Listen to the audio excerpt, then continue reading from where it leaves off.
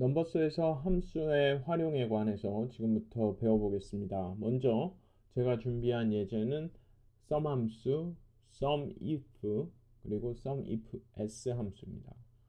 각각 sum 함수와 연관이 있는 함수들인데요. 여러분에게 예제를 통해서 그 활용도에 대해서 알아보도록 하겠습니다. 자, 그러면 지금 화면의 왼쪽에 표 1 같은 경우는 각각 날짜별로 가계부를 적었습니다. 그래서 내용에는 어떤 식사, 교통비, 약국, 커피 이와 같이 사용 내역이 들어가고, 그다음에 지출 부분에 다음과 같은 비용을 쓴 내역이 나타납니다. 자, 그럼 표 2에서는 각각 날짜별로 쓴 금액의 총계를 내고, 날짜별로 각각 사용 내역별로 우리가 계산을 해주고 싶습니다. 자, 그러면 먼저 우리가 여기서 활용할 수 있는 함수는 sum if 함수입니다. sum if 함수는 여러분이 어떤 조건 하나를 주어서 그 조건이 부합하면 그 조건이 부합하는 것들의 합을 구하는 것입니다.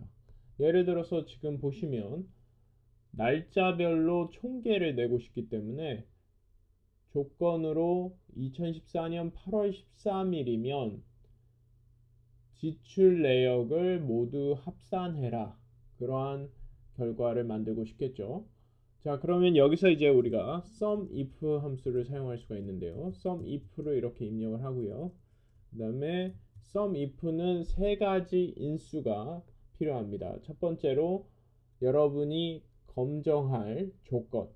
그러니까 여기서는 2014년 8월 13일이라는 날짜가 검정 조건이 되겠죠. 그래서 검정할 조건이 있는 대상을 우리가 선택을 해줘야 됩니다. 표 1에서 바로 이 부분이겠죠. 검정할 대상이. 자, 그래서 제가 이렇게 선택을 했습니다. 그리고 이 표 1의 이 선택한 대상은 시작 부분은 변경이 되지 않을 겁니다. 시작 부분은 변경되지 않고 끝부분만 계속 늘어나겠죠. 그렇기 때문에 시작 부분은 항상 첫 번째 행과 첫 번째 열을 절대 값으로 주겠습니다. 자, 그리고 나서 두 번째 인수가 필요한데요. 두 번째 인수는 우리가 검정할 값입니다. 여기서는 2014년 8월 13일이겠죠. 그렇기 때문에 우리가 여기 왼쪽에 2014년 8월 13일이라고 동일한 포맷으로 설정을 해 놓았습니다. 자, 그러면 이 값을 선택을 하고 이것이 같아야 됩니다. 그렇기 때문에 다음과 같이 같다라는 등호를 표시해 주시고, 그리고 여기서 다음과 같이 이러한 마크를 집어넣습니다. 이 마크는 다음과 같은 등호와 그 다음에 우리가 참조하는 값을 연결을 시켜주는 겁니다. 그래서 사실 이 부분을 통해서 이 참조하는 값의 실제 값을 가져와서 비교를 하는 것이기 때문에 여러분들이 이 부분에 이것을 넣어 주셔야 됩니다. 자, 그러면 A2의 값을 불러와서 우리가 앞에서 설정한 이 값과 비교를 할 것입니다. 그래서 이 값들 중에 A2와 부합하는 값이 있으면 그 값에 해당되는 특정 값들의 합을 구하는 것이죠. 그래서 예를 들어서 이 함수가 쭉 동작을 하면서 여기서부터 읽기 시작하겠죠. 2014년 8월 13일. 2014년 8월 13일하고 동일하구나. 그러면 우리가 합계로 구하고 싶은 부분을 지정을 해주시면 됩니다. 지출 부분을 선택을 해주시는 것이죠. 그래서 이 부분을 선택을 하고 마지막 인수로서 여러분이 걸러내서 합할 그 부분의 영역을 다음과 같이 선택을 합니다. 자, 그리고 다음과 같이 괄호를 해주시고 체크마크를 클릭해 주시면 어떻게 될까요? 보시는 것처럼 15,000원이라는 금액이 나왔습니다. 이 금액은 8월 13일자의 3개의 합을 우리가 낸 것이죠. 그리고 이때 사용된 것은 sum if라는 함수입니다. 그래서 sum if라는 함수는 3개의 조건이 주어지죠. 먼저 첫 번째 조건이 여러분이 검정을 하고자 하는 대상, 그러니까 여기서는 날짜가 되겠죠. 이 부분이 될 것입니다. 그리고 두 번째 인수는 여러분이 검정할 값, 대상 중에서 검정할 값이 2014년 8월 13일입니다. 그리고 마지막이 검정이 완료가 됐을 때 검정이 참일 경우 여러분이 합할 대상이 있는 영역을 다음과 같이 지정을 해줍니다. 자, 그래서 이렇게 세 가지 인수가 들어가서 다음과 같이 합을 구하는 것이 SUMIF 함수입니다. 자, 그러면 이 상태에서 밑에 있는 8월 14일, 8월 15일에도 동일한 형태로 함수를 적용하고 싶겠죠. 그렇기 때문에 우리는 여기서 이 부분을 어떻게 해야 되겠습니까? 이 부분에 열만 유지를 해주도록 하겠습니다. 열은 바뀌지 않기 때문에 열은 절대값으로 주고 행은 상대적으로 변하면서 이 값들을 단계적으로 참조를 할 거기 때문에 다음과 같이 행 유지 옵션은 끈 상태로 놓겠습니다. 자, 그리고 나서 다시 체크마크를 누르고요. 그리고 이 노란색 함수를 복제하는 것을 다음과 같이 아래로 드래그를 하겠습니다.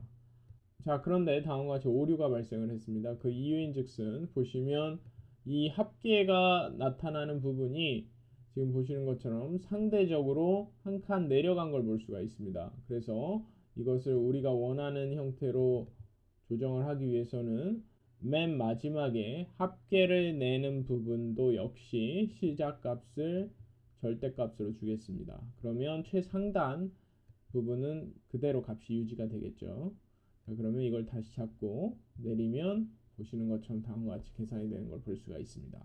그래서 8월 14일 날 쓴 내역 8월 14일 14,500원이죠. 그리고 8월 15일 날 쓴 내역이 총계로 다음과 같이 계산되는 것을 확인할 수가 있습니다. 이것이 SUMIF 함수고요.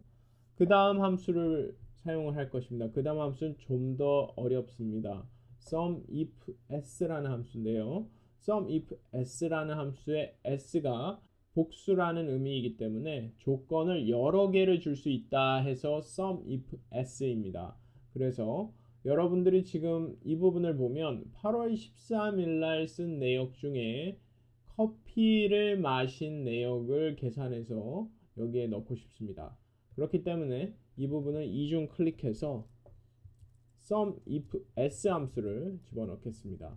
SUMIFS 함수는 여러분이 여러 개의 조건을 줄 수가 있습니다. 앞에서 SUMIF 같은 경우는 조건을 하나만 줄 수 있었는데 SUMIFS 함수 같은 경우는 조건을 여러 개를 줄 수가 있는 것이죠. 그래서 예를 들어 여러분이 먼저 검정할 조건을 지금부터 입력을 해주시면 되는데 먼저 합계를 낼 영역을 지정을 하는 게 첫 번째입니다. SUMIF와 SUMIFS 사이에서 헷갈리시면 안 됩니다. SUMIF 함수는 조건이 먼저 나오고 그 다음에 합계값을 낼 영역을 지정하는 부분이 나중에 나옵니다.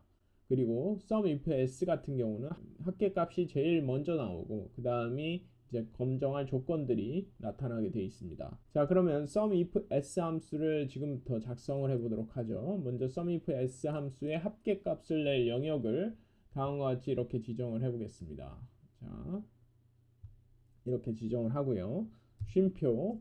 그러면 첫 번째 인수가 들어왔습니다. 첫 번째 인수는 합할 대상이 있는 영역입니다. 합계값을 낼 영역이죠. 그리고 다음에는 조건을 주면 되겠습니다. 조건 첫 번째는 2014년 8월 13일 날짜를 조건으로 주겠습니다. 그러면 조건을 검정할 대상 영역을 다음과 같이 지정을 하고요.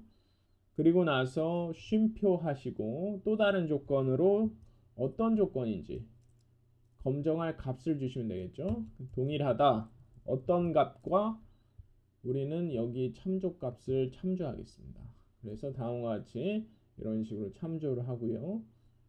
그리고 나서 쉼표를 누르고 또 조건을 줄 수가 있습니다. 이번에는 검정할 대상 영역이 내용 부분입니다. 이렇게 이 부분을 지정을 하고 그 다음에 쉼표 그리고 동일합니다. 자, 큰 따옴표 하시고 등호하시고 큰 따옴표 하시고 그 다음에 어떤 부분을 참조하겠습니까? 여기 있죠? 커피라는 이 값을 참조하겠습니다. 자, 그리고 나서 다음과 같이 입력을 완료를 했기 때문에 괄호를 입력하고 체크마크를 눌러주시면 다음과 같이 8월 13일에는 커피를 마신 내역이 없다는 걸 알 수가 있죠. 자, 그러면 이 상태에서 이 부분을 이중 클릭을 해서 여기서 우리가 조정을 좀 해보겠습니다. 먼저 아까와 동일하게 시작 부분은 항상 유지를 시켜주고요. 그 다음에 이제 검정할 조건 역시 시작 부분은 항상 절대값으로 주겠습니다. 그리고 A2 같은 경우는 상대적으로 행이 단계적으로 변하면서 합을 하기 때문에 열만 유지를 해주시면 되겠고요. 그 다음에 두 번째 조건은 첫 번째 시작 행과 열이 고정되어 있어야 되기 때문에 다음과 같이 지정을 하겠습니다. 그리고 마지막에 검증할 조건 같은 경우는 이 경우는 열이 항상 유지가 되어야 되겠죠. 그리고 행도 역시 유지가 되어야 될 겁니다. 이것은 값이 변하지가 않기 때문이죠. 자, 그러면 체크 표시를 눌러서 이제 이 함수를 복제를 이렇게 해보겠습니다. 자, 그랬더니 보시는 것처럼 8월 13일에는 0, 그리고 8월 14일에는 4,500원, 그리고 8월 15일에는 0이라는 값이 나오는 걸 볼 수가 있습니다. 자, 그러면 그 옆에 식사 역시도 마찬가지로 진행을 해주시면 되겠죠. 여러분이 함수를 적용을 해서 자, 빠르게 작성을 해보겠습니다. sum if s 그리고 합산을 할 영역을 다음과 같이 지정을 하고요. 자, 절대값으로 시작값을 절대값으로 유지를 하겠습니다. 자, 그리고 나서 이제 쉼표를 해주시고 그 다음에 이제 날짜를 검정해야 되겠죠. 날짜를 검정할 영역을 다음과 같이 이렇게 지정을 한 다음에 그 다음에 이제 쉼표를 입력하고 이제 검정할 값을 지정을 하겠습니다. 검정할 값은 날짜 부분이죠. 자, 그러면 이 부분은 시작 행과 열을 유지를 하고요. 그리고 이 부분 역시도 열을 유지를 해주겠습니다. 자, 그 다음으로 이제 다음에는 또 다른 검정 대상을 다음과 같이 이렇게 지정을 하고요. 그 다음에 이것을 역시 시작값을 유지를 하겠습니다. 그 다음에 이제 마지막으로 검정할 값을 입력을 할 건데요. 바로 이 부분에 있죠. 식사라는 부분을 체크를 하고 다음과 같이 여기를 이제 행과 열을 둘 다 유지해 주도록 하겠습니다. 자, 그런 다음에 이제 괄호를 닫고 체크마크를 눌러 주시면 다음과 같이 식사에 대한 값을 다음과 같이 냈습니다. 자, 이 부분을 복제를 쭉 해주시면 식사에 대한 내역이 다음과 같이 적용이 되는 걸 볼 수가 있습니다. 자, 마지막으로 총계를 한번 내보죠. 총계는 제가 꼬릿말로 10번 행을 변경을 하겠습니다. 꼬릿말 행으로 변경을 하고 총합이라고 입력을 하죠. 그리고 나서 썸 함수를 적용하겠습니다. 썸 함수는 쉽습니다. 자, 이 부분만 이렇게 딱 지정을 해주면 해당 영역에 썸 함수가 이렇게 나오겠죠. 그리고 나서 이 부분을 잡아서 당겨주시면 다음과 같이 각각 상대적으로 그 옆에 있는 열들의 총합을 다음과 같이 구할 수가 있습니다. 자, 그래서 sum, sum if s 함수를 사용하는 방법에 대해서 지금까지 배웠습니다.